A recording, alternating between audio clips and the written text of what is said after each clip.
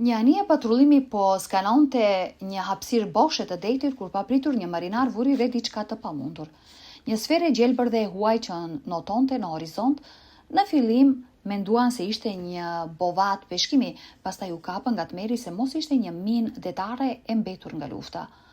Por e vërtetë doli të ishte shumë e çuditshme dhe më drithëruese. Ajo sferë ishte e lidhur me një sekret 70 vjeçar të humbur thellë nën val. Çfarë fshihej në fundin e oqeanit që dikush ishte përpjekur ta mbante të fshehur për dekada? Qëndroni me ne, sepse ajo që zbuluan zhytësit brenda atij giganti prej qeliku do të ndryshojë mënyrën se si e shihni historinë. Dita ishte e qetë. Deti ishte një çarçaf i shesht blu në një të diel të shëndritshme. Për ekuipazhin e anijes së patrullimit ishte thjesht një ditë tjetër rutinë. Një tjetër skanim i gjatë dhe i mërzitshëm i një oqeani bosh.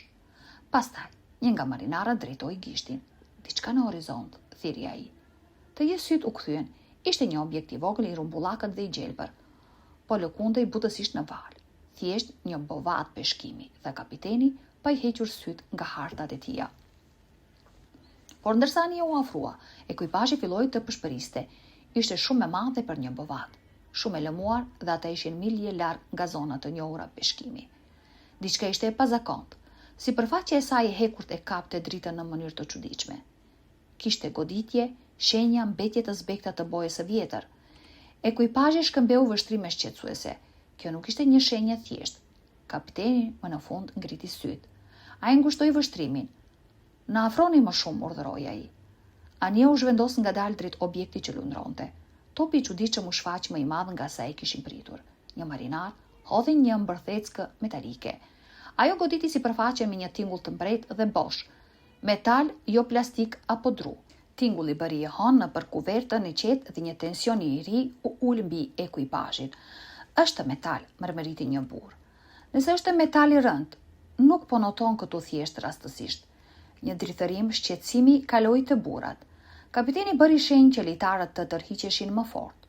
Topi u lëkund në ujë dhe një tjetër tingull metalik bëri e hon, këtë herë më fort. Tingulli ishte shqetësues si goditja e një depozite të vjetër të ndryshkur. Në kuvertë burrat debatonin. Disa këmbëngullin se ishin thjesht mbeturina, të tjerët ishin të bindur se ishte pajisje ushtarake diçka e rrezikshme. Askush nuk donte të gabojë nëse rezultonte se ishte diçka që mund të shpërthente. Pastaj një marinar theu heshtjen me zë të ulët. Po sikur të jetë një minë. Fjala u përhap si një virus. Minë, të gjithë u ngrin. Minat e vjetra detare, relike nga luftrat e haruara, njëshin se kishin lundruar për dekada. Madhësia e objektit dhe goditjet e çuditshme vetëm se e bënin mundësinë të ndjehej më reale. Ajri u trash nga frika e pathënë. Pavarësisht shqetësimit të tyre, një litar i rënd u sigurua rreth tij. Por ndërsa litari u shtrëngua, topi nuk lëvizi lirshëm. Ndjehi i ankoruar, sikur të ishte i lidhur me diçka thellë poshtë. Shprehja e ekuipazhit ndryshoi, nuk po lundronte thjesht, diçka po e mbante qëllimisht atje, si një shenjë. Por për çfarë? Kapiteni ngriti radion për të thirrur komandën.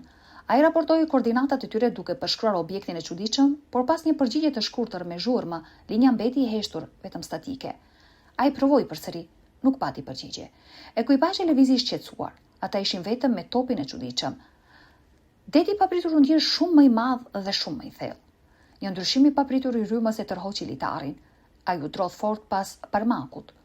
Topi u zhyt me poshtë në ujë, duke zbuluar një unas të vjetër të ndryshkur në maj, ku ishte lidhur litari i ankorimit. Litari u tensionua, çfarëdo që e mbante nga poshtë nuk ishte lehtë. Ky nuk ishte një spirancë thjesht.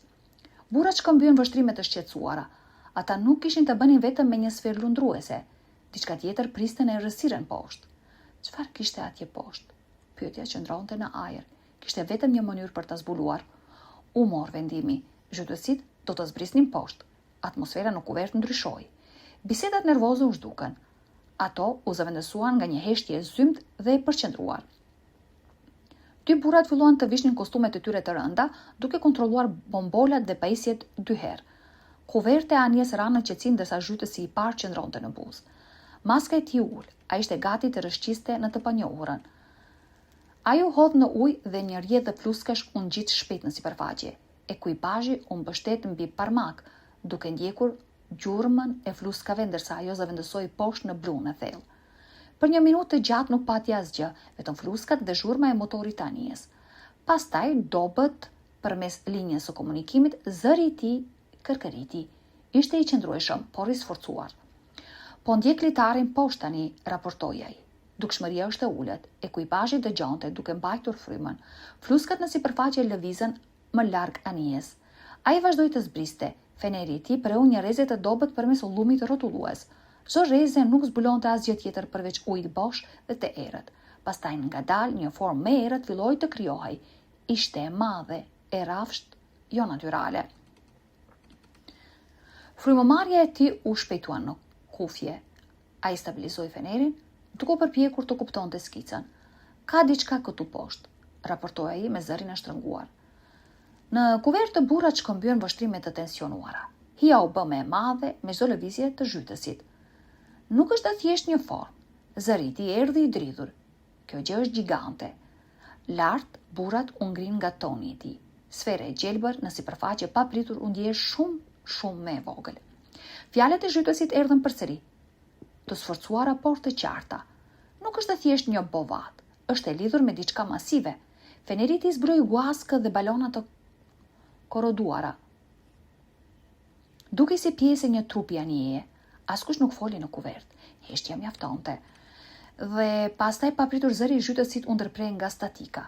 Frymëmarrja e tij, fjalët e tij u zhdukën. Gjurma e fluskave në sipërfaqe u ngadalsua dhe ndaloi. Paniku shpërtheu në kuvert. Njeri në ujë, u luriti kapiteni. Futni zhytësin e dytë në ujë tani. Paniku u kthye në një veprim të fokusuar dhe të furishëm. Një zhytës i dytë tashmë i veshur u kontrollua në pak sekonda. Ai u hodh në det. Një mision shpëtimi ishte tani qëllimi i tij i vetëm. Ai ndoqi të njëjtin litar poshtë në thellësi, me fenerin e tij të fuqishëm që priste dëshpërimisht përmes errësirës. Ai priste të gjente më të keqen, zbriti me shpejtësi, gjithnjë më thellë dhe pastaj e pa. Një dritë e dobët në zymtësim poshtë, ishte feneri i zhytësit të parë. Zhytësi i dytë notoi fort me zemrën që i rihte. Ai arriti te drita dhe pa shokun e tij të ekuipazhit. Ai nuk ishte i lënduar, nuk ishte i bllokuar. Ai thjesht po notonte atje me dritën e tij të fiksuar mbi objektin e pamundur para tij, plotësisht i ngrirë nga mrekullia.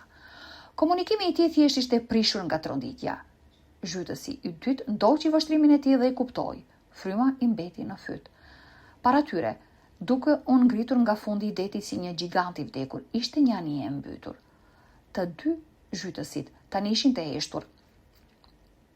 Ata qëndronin në thellësi me dritat e tyre të vogla që ndiqnin skajt e një bishe masive të vjetër. Anija ishte imense, gjysmë e varrosur në lum, e mbuluar me një shtresë të trash guaskash. Dizajni ishte i vjetër, skaje të rrumbullaksuara, rruca të rënda, veshje e trash qeliku. Kjo anije ishte nga një kohë tjetër. Së bashku ata filluan të eksplorojnë, po kërkonin për një emër, ndonjë lloj identifikimi. Ata notuan përgjatë trupit të korroduar, duke gërryer dekada të tëra rritjesh organike. Shonja të zbekta filluan të shfaqen nga nën korja, një pllak me emrin e anijes, gjysmë e gërryer nga kripa dhe rryma. Ata njoftuan emrin përmes radios në anije. Një heshtje e tensionuar pasoi. Pastaj zëri i kapitenit kërkëriti përsëri në komunikim. Emri përputhej, i përkisti një anije mallrash të kohës së luftës, një anije që ishte zhdukur pa lënë gjurmë, 70 vjet më parë gjatë luftës së dytë botërore. Misioni i saj kishte qenë gjithmonë një sekret i klasifikuar deri më tani.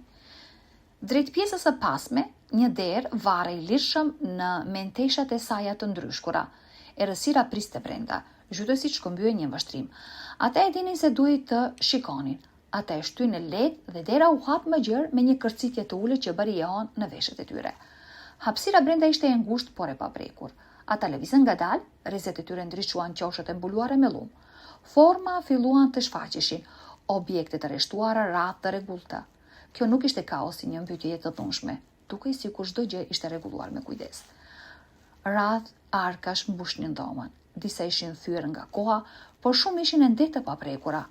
Anët e tyre prej druri ishin të mbuluara me shenja ushtarake të zbekta. Arka, raportoi një zhytës, me 10 prej tyre. Në anijen sipër ekuipazhi shkëmbeu vështrime të tensionuara. Arma? Municione? Me çfarë ishin ndeshur? Zhytësit larguan më shumë sedimente, pan simbole paralajmëruese të stampuara në anën e një kutie, lloj që përdorej në kohë lufte për materiale të rrezikshme. ata ngrihen për një moment, por ndërsa pastruan më shumë nga etiketa, kuptuan se simbolet nuk ishin për eksploziv, ishin për ruajtje të brisht dhe të mbrojtur, diçka e vlefshme, por jo e rrezikshme. Misteri vetëm sa u rit. Ata arritën të hapnin kapakun e një prej arkave të mbushura me ujë. Ai u hap me një kërcitje të fortë. Drejtuan fenerët brenda dhe pan të vërtetën. Nuk kishte bomba, as pushk, as instrumente lufte. Arka ishte mbushur me kanoqe të konservuara, pako të zbekta dhe shishe qelqi. Ishin barna, fasha, racione ushqimore të destinuara për civilet. Ania nuk kishte mbajtur fare armë. Misioni i saj sekret kishte qenë ai i ndihmës, jo i luftës. Ishte një anije spitalore ose një mjet furnizimi që përpiqej të sillte ndihmë për një popullsi të shkatruar nga lufta kur u mbyt. Sfera e çuditshme e gjelbër nuk po shënonte një anije lufte, po shënonte një mjet mëshire. Realizimi final u dha një drithërim të dy zhytësve. Sfera nuk ishte lundruar këtu rastësisht, ajo ishte vendosur qëllimisht. Dikush e dinte që anija ishte këtu. Ata kishin dashur që ajo të ishte e gjyrmueshme, por jo e zbuluar hapur. Ishte një memorial sekret, një gurvare i fshehur për një akt heroizmi të haruar. Lart ekuipazhi i anijes së patrullimit ndjeu peshën e zbulimit. Historia e anijes së humbur po tregohej më në fund. Ata e kishin filluar ditën e tyre në një patrullim të mërzitshëm. Gjetën një top të çuditshëm të gjelbër dhe u friksuan se ishte një armë lufte. Në vend të kësaj, ata kishin zbuluar një histori 70 vjeçare të një misioni paqeje, një monument të shpresës që peshonte në errësirën e heshtur, duke pritur që historia e tij të kthehej sërish në dritë.